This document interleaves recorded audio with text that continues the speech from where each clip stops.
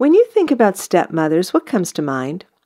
For me, it's that heartless woman whose idea of a family outing was to take Hansel and Gretel to the woods and abandon them. Twice. Then there's the callous and opportunistic bitch who took Cinderella's dad for all he was worth and treated the girl like a slave in her own home. Oh, and let's not forget that ultimate charming stepmom, so narcissistic and jealous of Snow White, she ordered a hit on the girl. Cut out her heart and bring it to me in this box. Jeez, no wonder we grow up with such fear and loathing for women who marry men with children. But with 43% of first marriages ending in divorce and so many subsequent remarriages, the likelihood that a child will have a real stepmother is relatively high. So what's really inside the hearts and minds of stepmoms? Are they as powerful and conniving as we've been led to believe? And if so, then why are they blamed for so much that goes wrong in their families and given so little credit for their sincere efforts to be a positive force in the lives of their husbands and stepchildren?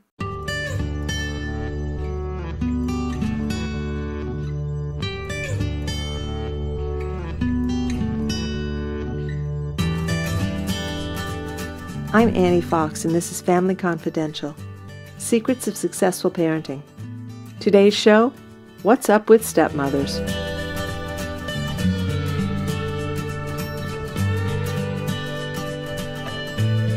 My guest today is Wednesday Martin, author of Stepmonster, a new look at why stepmothers think, feel, and act the way we do. Wednesday Martin has worked as a writer and social researcher in New York City for almost 2 decades. She was a regular contributor to New York Post's parenting and lifestyle pages, and her work has appeared in a number of national magazines, including Cosmopolitan, Glamour, and Fitness. Wednesday was also a features editor at Woman's World. A stepmother for 9 years, Wednesday lives in New York City with her husband and their 2 sons.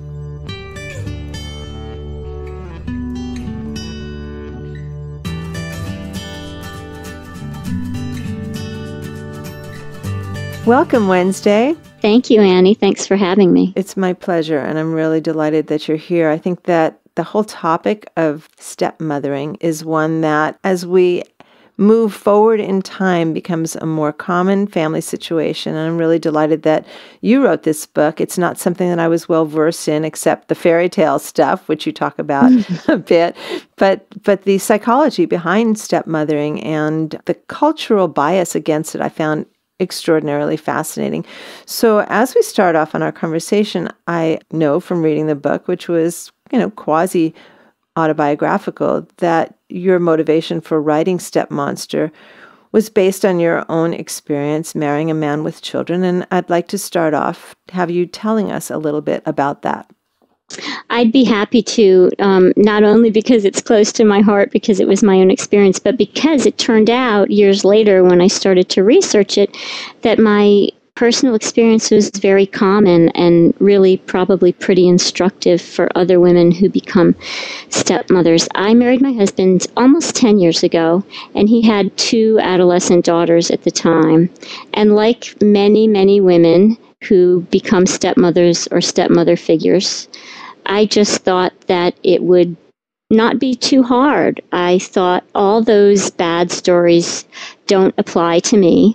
My husband-to-be and I love each other so much, and I have such a great relationship with the other kids and teenage girls in my life that should be enough, and we should be able to navigate these waters without the problems that people have warned me about.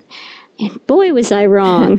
It was very humbling to start encountering some of the complexities and the difficulties of step-family life, and to feel what many stepmothers feel and what I felt, to feel isolated, and mostly, here's the real killer for stepmothers, feeling to blame, feeling responsible.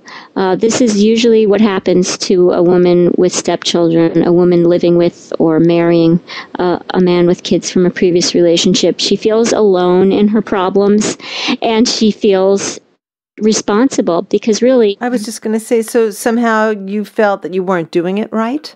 That you weren't... Absolutely. I think a lot of stepmothers feel they've internalized this cultural notion, and it's very pervasive in our culture. In our society, we're very attached to this idea that if things aren't going well in the step family, it is because of stepmom. Mm-hmm. And I heard this over and over in the course of my research. Well, if she'd be nice to those kids, they would just warm right up to her. Mm. If there's a problem, it must be that she's not trying hard enough. Just keep giving and you'll get back what you give. Well, as it turns out, this is all some pretty terrible advice. Stepkids don't like getting stepmothers. We know from the research that they are more hostile toward a stepmother than they are toward a stepfather, and we know that they're hostile for longer. The resentment at getting a stepmother is not just more intense, it's more sustained. We know also that if a stepmother just keeps giving and trying and loving and acting loving, it's a recipe probably for her to feel resentment, and it's also a recipe for the kids if they feel in a loyalty bind and they feel that liking stepmom is a betrayal of mom. It will be a recipe for them not to give back what they're getting from stepmom, but to withhold and to resent her even more. So a lot of the truisms out there about stepmothering couldn't be more false or more unhelpful to the women who are really struggling to make this role work. And what we really need to do is get the facts and the research out there so that, we're supporting these stepmothers, because right now we know quite a bit about stepfather families, and we know quite a bit about how remarriage with kids affects the kids. What we know less about is how it affects the woman with stepchildren and how we can support her so that these families can make it. Now, that's all really interesting to me when I think about the good advice, quote unquote, that's out there. Just keep giving and they'll warm right up to you. I think that's what we've heard a lot. And of course, if you do your best in that area and all you get is resentment or worse, then, what does that do to your self-esteem? I also find it very interesting when you talk about your expectations going into your marriage based on your relationship with young people prior to that. And I'm wondering, during the dating process, obviously you met your stepdaughters-to-be before you married your husband. What kind of relationship was going on? Could you see any warning signs, or did things just change after the I do's? Well, these are all great questions, and we have to get to the self-esteem issue that you flagged, which is really important. But to answer your question about dating and marriage, again, Annie, my situation is really typical. During the dating period, I was probably, if you ask my stepdaughters, they would probably say that during that period, they thought of me as somebody interesting and fun and extra grown up in their lives. But as things got more serious, and as it became clear that I was going to be more a part of their father's life and a real presence in their lives, quite naturally, the tone shifted and their feelings shifted as they tried to process what was going to be this very big change for them. And also, in most situations, what happens, what most women who become stepmothers experience is that if the children's mother has any ambivalence about the remarriage or the repartnership or any bad feelings about it, this is going to make it even harder for the kids, which in turn makes it harder for the couple and for the woman with stepchildren, who is overwhelmingly likely, as I said before, to blame herself for difficulty. I can definitely see that influence, that potentially negative influence coming from the mom and the biological mom, and how that can play and wreak havoc on the kids and their feelings, as if they might want to like and be drawn to this cool new adult in their lives. I would think especially someone who has experience with teens, someone who is open to having a positive relationship with them. Right. And yet that pull of loyalty towards mom, if mom, for whatever reason, feels threatened by the new wife, if there's a shared custody thing and both parents are at odds with the way kids are being raised, I can imagine it just being a huge battlefield where the kids are kind of, they're cannon fodder in a way. Yes, you're absolutely right, Annie, that the mom in the picture really has a great deal of influence. She has a great deal of power. You know, we think of stepmothers as these wicked, powerful, evil excluders when we think of fairy tales about them. And the research shows something very different. The research shows that actually the stepmother is the least powerful person in the step family system.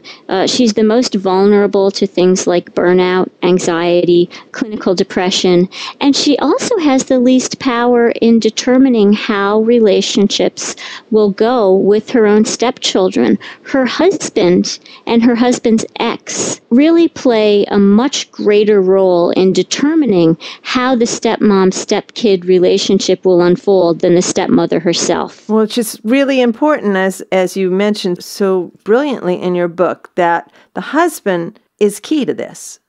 Husband is so key, Annie. That couple dyad couldn't be more important. A remarriage with children is vulnerable in many ways that a marriage with children is not vulnerable. And I go into that in a lot of detail in my book. But I think it just makes sense to people at a common sense level that remarriages with children are vulnerable. We know the rate of divorce in a remarriage with children is up to 72%. Wow. As opposed to a first marriage, which is about 43%, according to the most recent census. So yes, absolutely, that couple relationship is very important, and dad has this huge role to play. What dad is doing basically is setting the boundaries and setting the tone in the household and making it clear to the kids of any age. And Annie, this can be if the kids are 50 years old. Dad is really the only one who can communicate to them, you understand she's here for good, right? You understand that I love her. Yeah, you understand that I love her and she's important to me. And also, you understand that if you want to be here, it means that I will always love you. You will always be my child. But it means that there have been and will be these changes. And to be around me means being decent to Susan. At the very least. And you know what? At the very least. I was feeling infuriated as I was reading the anecdotal interviews you did with women during your research as they were describing the passivity of their husbands in these roles where they were kind of, they'd say, your son comes into the room, I'm here, and he doesn't even acknowledge me. And you have said nothing. Right. Or there's the out and out rudeness, and the wife is talking to her husband, and what she gets in return is, oh, don't take it so seriously. He's just a teen. That's right. Yeah, it does make, these women have reported to me that they also wanted to scream. And I think that what's really common, you might know somebody who's a stepmother and she might not share this with you. But one of the things that I realized talking to other women with stepkids was that this frustration from feeling unsupported by one's husband was one of the single most reliable predictors of the marriage dissolving. I'm not surprised. Yes. And what happens is, and as you know, I have a chapter in my book about these dads who divorce and remarry and what the passivity is really about and where it comes from. And it's almost always coming out of a sense of fear. These guys are afraid that they've already traumatized their kids with this divorce, whether dad instigated the divorce or not. And they're also afraid that if they say no or draw the line, they won't see their children of any age, whether their kids are 10 or 35. They won't see them as much anymore if they draw the line. So what happens to stepmom is she's sort of hung out to dry in the process, and she does often sort of women describe themselves to me as twisting in the wind and feeling unsupported. And they often said, my husband just kind of leaves me hanging. So that was a dynamic that women described a lot. And then I have to say, I was very happy also to hear the stories from women who talked about how they were able to get beyond this and how they were able to work together to form a team with their husbands so that they didn't have this terrible feeling of being unsupported when it came to his kids. It takes time and a lot of work, but it can happen. I think it all starts with communication. Women who are in these situations, and when they talk personally and honestly with their husbands, if they're getting in a response that is, well, don't make such a big deal about it, which is in fact invalidating the feelings that the woman has and what she's experienced,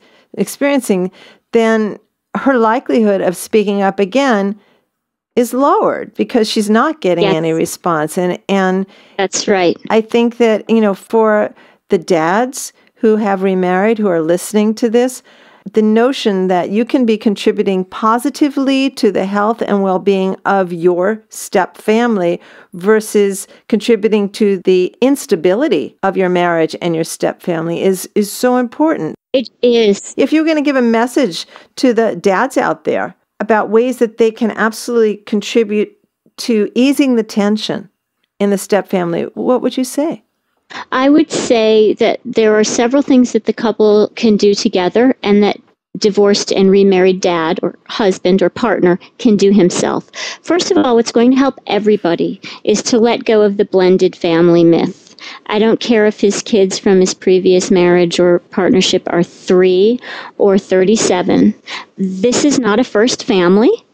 And in spite of all the ignorance and bias out there, telling people, oh, you don't count if you don't look, feel, and act like a first family. In spite of all that bias out there, step families, couples are going to feel so much better when they accept, you know what? We're not a first family. We're a step family, and that's not worse. It's just different because, as you know from my book, there's a whole body of research about why we shouldn't expect step families to act and feel like first families. First of all, step families are usually comprised of 2 linked households, not 1. Second of all, in step families, there's either a dead or a divorced parent.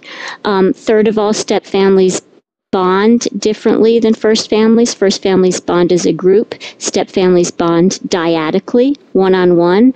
Fourth, step families tend to be not as cohesive and close as a first family for all the obvious reasons. They didn't all come up together.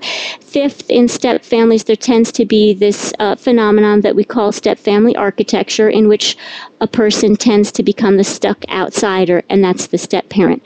Now, at the risk of sounding like I'm going on and on, I just want to quickly say, I just listed off the top of my head 5 very real, very big qualitative differences between first families and step families.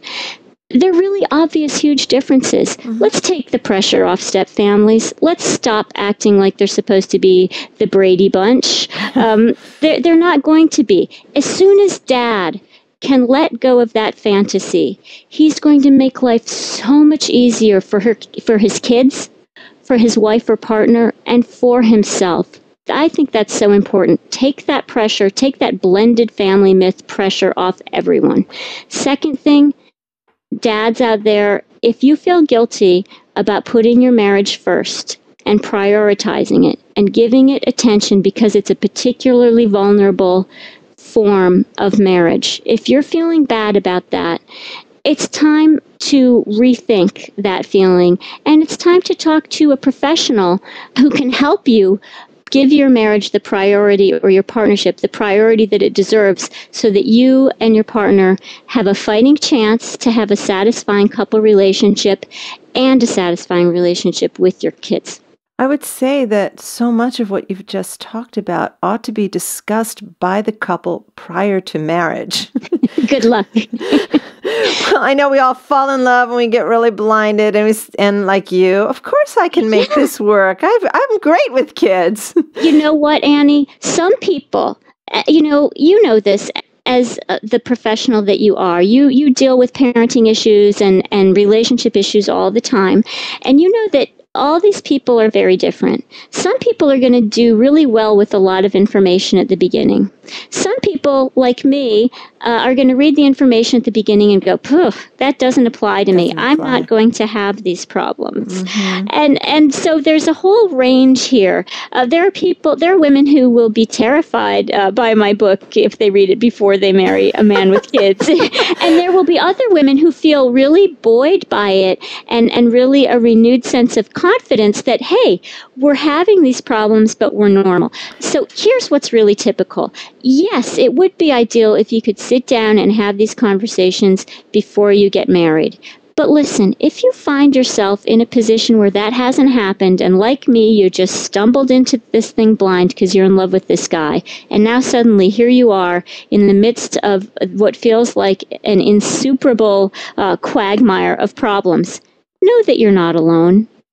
Most of us, as smart as we are, stumble into this and find ourselves having problems. The next step is that we start to blame ourselves. That's the step that I want us to X out. But certainly, women cannot feel bad that they find themselves in a position where they've married a man with kids, and they can't sit there and pound their heads against the wall and say, oh my goodness, we should have seen this coming. We should have done X and Y and Z. It's not too late to do X and Y and Z. It can be done. That's very encouraging. And, as you're talking about what might scare people away from these relationships versus, I just stumbled in, now what do I do? I think it's really important for both groups to just have their eyes open no matter where they are in the process. It can't hurt. And like you say, some people will say, that doesn't apply to me. I don't need this information. Interesting, but I'm not going to have that problem. Or, oh my God, it's 10 years in and I sure wish I had this information. But now that I have it, it feels like I can release some of this guilt that I've been carrying around because I really did think it was all my fault. Absolutely, because let's think, Annie, about what women who become stepmothers are really up against. They're not just up against the quite normal and predictable, but still really hurtful resistance and resentment that kids feel about getting a stepmother. Stepmothers are up against additional things. Society, as we touched on briefly, has very high expectations of women. They're supposed to be blenders. They're supposed to be maternal. They're supposed to act like primary parents. And then women internalize these expectations. So that's, an additional challenge. Then there's the judgment. There's the judgment of people that we touched on briefly, also people on the outside. And I was one of these judgmental people. Mm-hmm. I was one of the people saying, if I became a stepmother, I wouldn't have problems like that. They'd love me. They would totally love me.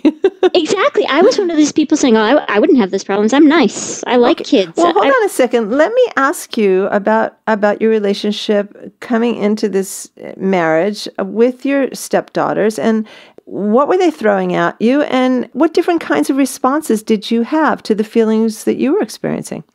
Well, certainly what helps is knowing that my responses were really that I had were typical, but I didn't know that at the time. Mm-hmm. So really typical things would happen. First of all, in the beginning, as I said, like in most cases, it was very fun. It was very fun for me that my husband had daughters, and I think it was fun for his daughters, that there was this new person who wanted to get to know them and spend time with them. And, I actually studied teen girls for my work at the time in advertising. So I kind of could connect with them at the level of popular culture. And there were some really fun times getting to know each other. But there were also stressful times. I was a single woman. I wasn't used to being around kids a lot. And although I studied teenage girls, I'd never lived with them. And wow, that was an education. And, these girls were used to, like most children of divorce, these girls were really used to having daddy's attention when they were with him. And I wasn't the first serious girlfriend, in the 6 years after his divorce. So that kind of made things easier. But still, children become tremendously close to their parents after a divorce in most cases. Think about it. Dad seeing them one-on-one and dealing with them one-on-one rather than, dad is part of this couple dealing with them. So there's this intense closeness. So my stepdaughters, understandably, felt very threatened the closer I got to my now husband, and then when we were engaged, suddenly this was very serious. And when we got married, suddenly there was no going back. And talk about no going back. Once I was pregnant and then had a child, these were all things that my stepdaughters had to negotiate. And believe me, we went through all the normal resentments and insecurities, on their part and on my part. We were textbook. We had it all. Can you give us a specific sure, absolutely. I remember when I was, I'll go through a little bit chronologically. I remember when my husband and I, like a lot of couples who get together in a remarriage with children, we decided to redecorate. I moved in with him, which is very typical, when the woman doesn't bring kids of her own to the remarriage. So I moved in with him because his kids were used to this place where he lived, and it was bigger, and he was more successful than I was. And in order to reset the balance a little, we decided to do some redecorating so that I felt more at home. Mm-hmm. And that really didn't go over well with my stepdaughters. And in retrospect, every stepmother I interviewed almost had a story like this. Well, wait a minute. Were you trying to redecorate their rooms? Oh, no, not at all. I didn't think so. No, just, trying to add a few throw pillows. But you would be amazed how threatening that can feel to a kid who has had dad to herself or himself, and this has been his or her space with dad. So what happened was, any new light fixture that went in, a lamp that went up, like I said, a throw pillow, a different paint color, that really was symbolic of much deeper, more threatening to them changes in the household. Mm-hmm. And so, I would hear things that all stepmothers hear. I hate that lamp. I hate what you did to the bedroom. I like my mom's drapes better. How was your response to those comments?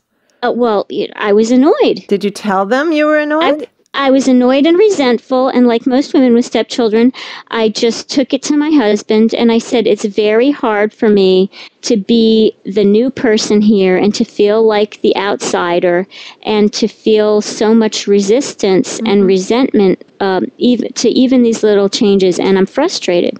And my husband, to his great credit, we started couples therapy really when our dating became serious, and to my husband's great credit, sometimes he would really not like what was coming out of my mouth. Mm-hmm. He would, it would really make him feel hurt, and he would be afraid that I was not being fair to his daughters. But to his credit, my husband most of the time really trusted my judgment, and trusted most of the time that if something was bothering me, it wasn't because I was blowing it out of proportion or I was a witch or a stepmonster. If something was bothering me, it's because it was something hurtful or difficult. So for a partner or a husband to take that leap of faith and to understand that his children aren't always perfect, and that children who are becoming stepchildren are under tremendous stress, but so are wives who are becoming stepmothers, and to be able to balance that, it's a big challenge. And I certainly had days, no one could ever accuse me, Annie, of holding back.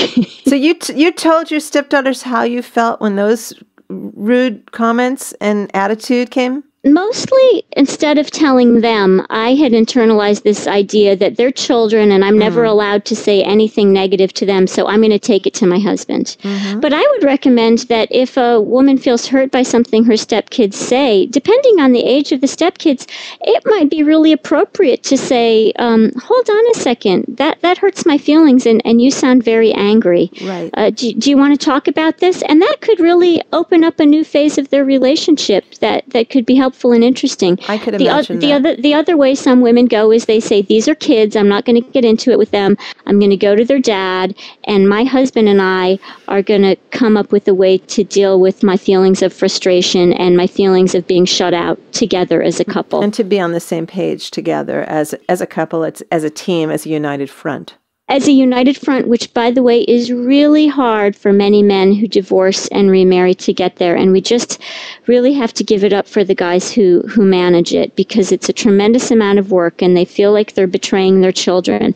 And, they just have to have a mantra, which is, I deserve a healthy relationship. My wife or partner deserves a healthy relationship, and my kids deserve to see that a marriage or lifetime partnership can last. So that can be a mantra that can help them get to that point where they're able to form a strong, airtight team with their wife or partner.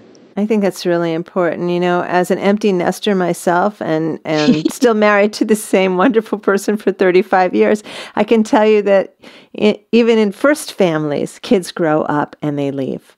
And they go on with their lives, which is exactly what you want. And if you have been at odds or have been repressing all kinds of feelings and communications from your partner during the time that your stepchildren have been growing up, I can't imagine that you have a very solid foundation for a relationship when they're gone. Absolutely. And Annie, that is one of the big misapprehensions about both parenting and particularly about step-parenting, and I'm so glad you brought it up. What stepmothers hear a lot is, well, as soon as they leave the house, you're done. Oh, don't worry, she's almost 18. She'll be out of your hair. Oh, it must be nice that your stepkids have moved on and have relationships or kids of their own.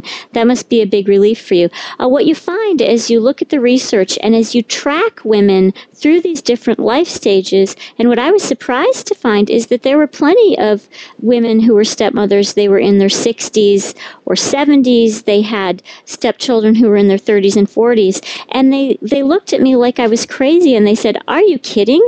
There's a whole new set of challenges when you get to these different life stages with your stepkids and with yourself." A lot of women described to me, for example, having grandchildren and step-grandchildren and feeling really depleted and needing to not being able to give their energy to everyone, for example. Mm-hmm. And other women described to me, having stepchildren who were in their 30s, even in their 40s, who were still emotionally and financially dependent on their fathers, and this being very stressful for the stepmother who wanted to see them grow up and individuate and step out and become independent. So a lot of times there is this big misapprehension that when they're 18, it's over. And what we know from the research is that stepmothering goes on, and you really do, as you pointed out, Annie, need that strong couple foundation to be able to deal with the challenges that keep coming up when your stepkids are in their 20s and 30s and 40s and even beyond. So how would you describe your relationship with your stepdaughters now? I know that you have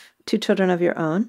Mm-hmm. And I'd be very interested to hear you first describe your relationship with your stepdaughters now and their relationship with their half-siblings. Happy to. And I'm one of those stories that I'm happy to share my story and to get it out there so that women don't always feel discouraged. I want women to feel that they have a command of the facts and a realistic sense that this will be difficult at times and maybe intermittently, for years at a time, but it's not always difficult, and there can be really nice developments. So, when you come into the lives of stepchildren when they're adolescents, that's really the hardest situation, and that's what I stepped into. I had, as I said, teenage stepdaughters, and that's one of those situations where the odds are really not in the couple's favor that the marriage or the partnership will last. Happily for me, 10 years later, I find my stepdaughters to be really interesting young women. And I often say to my husband and to them, wow, these girls really have it, young women, really have it together in ways that I didn't at their age. I have a lot to talk to them about many times. I'm interested in what they're doing. We're getting to a point where they're at an age where the relationship can feel more reciprocal. Mm-hmm. And they're more and more stepping up to the plate and acting like young adults rather than, teenagers who are developmentally supposed to be self-centered.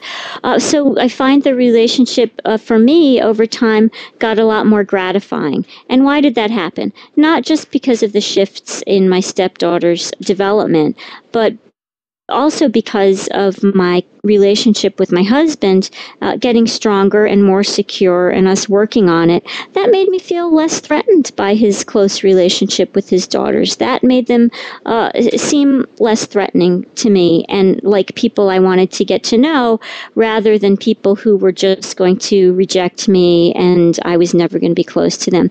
And the other big change that occurred, as you pointed out, is that like so many couples, my husband and I, after his remarriage to me, had children.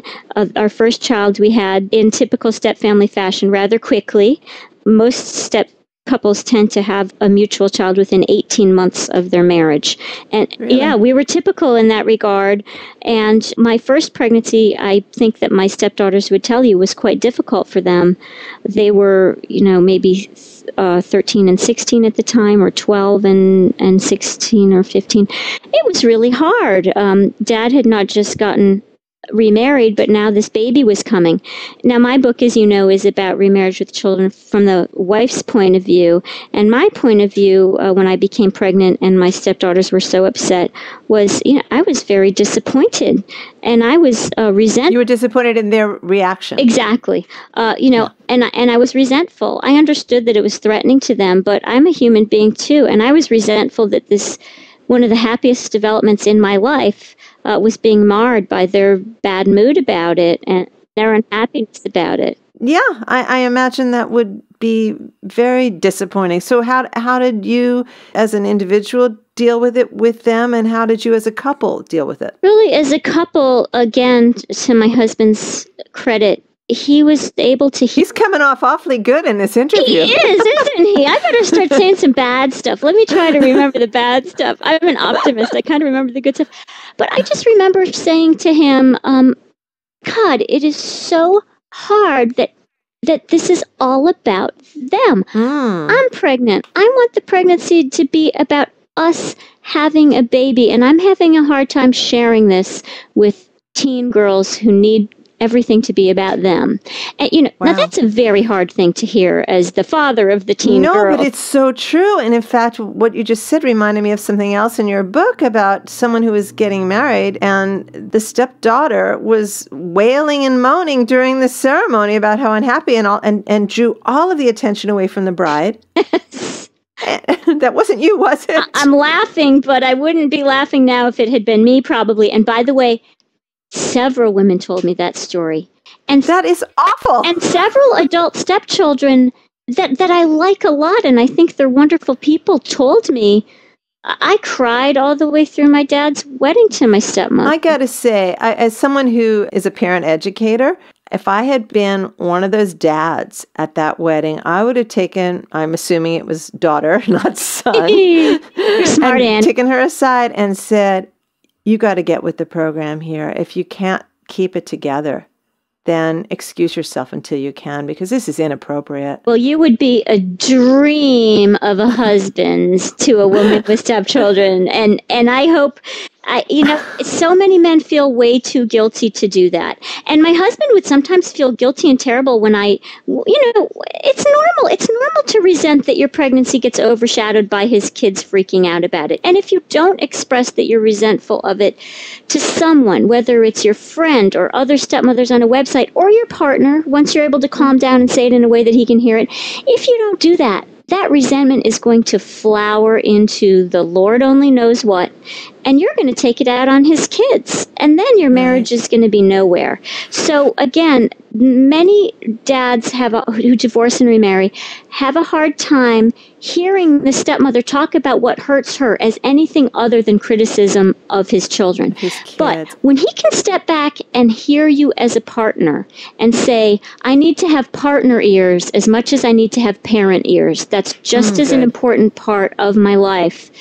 When he can do that, that means that your relationship with him is going to be stronger. You do have to say it in a way that he can hear it. And believe me, I wasn't always good at it.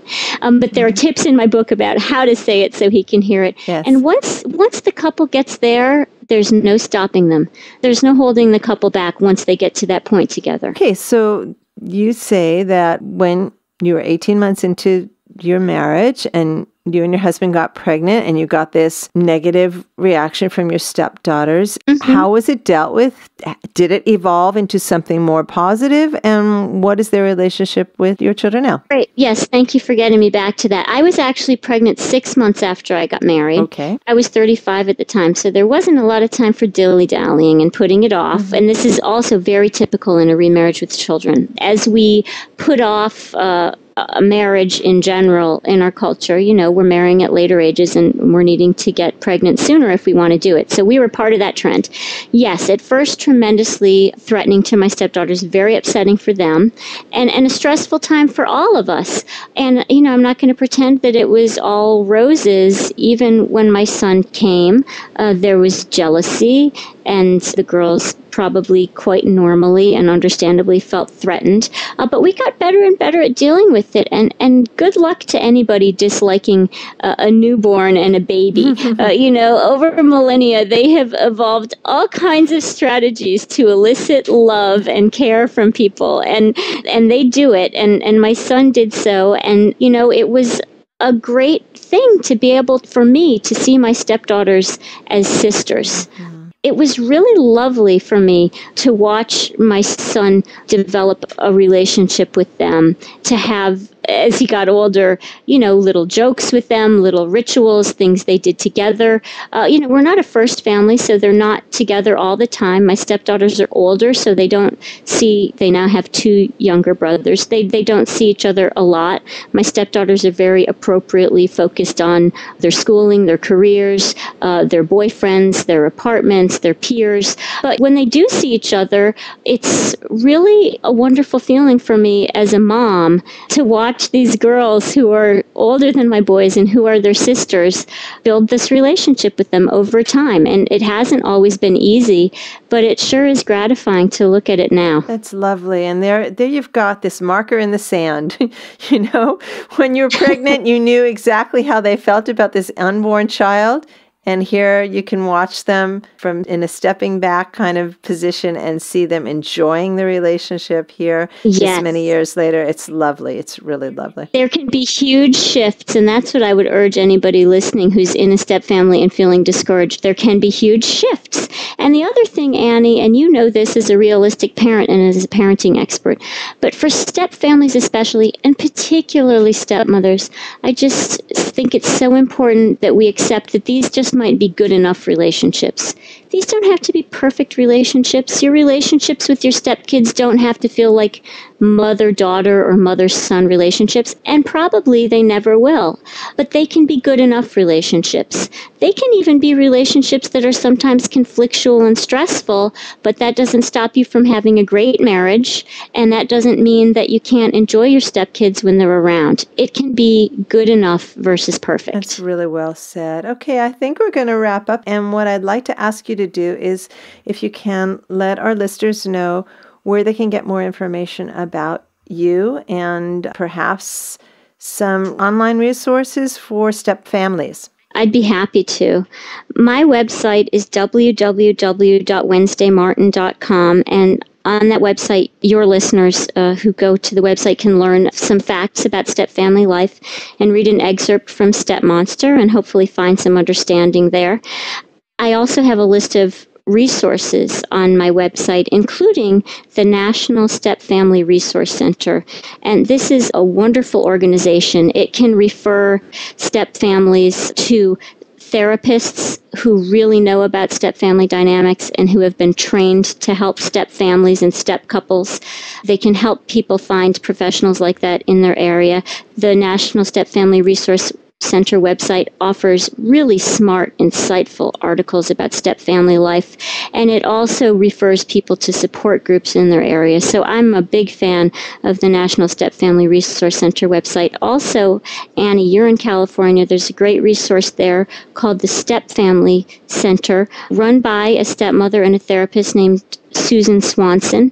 And even if you don't live in California, the Step Family Center website is full of good, helpful information and articles, and refers step family members to websites where they can find help and understanding. So those are some of my favorite resources. Great. Thank you for that. And I will put those links on the blog as I describe and promote this podcast. I want to thank you for being here Wednesday. My guest today has been Wednesday Martin, author of Stepmonster, A New Look at Why Real Stepmothers Think, Feel, and Act the Way We Do. Thank you so much for writing this book, Wednesday. I think it's just an enormously important resource for so many families out there. And thanks for being my guest. Thank you so much for having me, Annie. And I think it's great that you're bringing this issue to your listeners. Thank you for doing that. My pleasure. Thanks.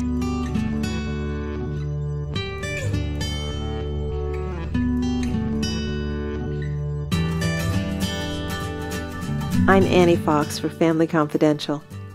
For more information about my work with tweens, teens, and parents, visit anniefox.com. And tune in next time when my guest Ayelet Waldman will discuss her new book, Bad Mother, a chronicle of maternal crimes, minor calamities, and occasional moments of grace. Till then, happy parenting.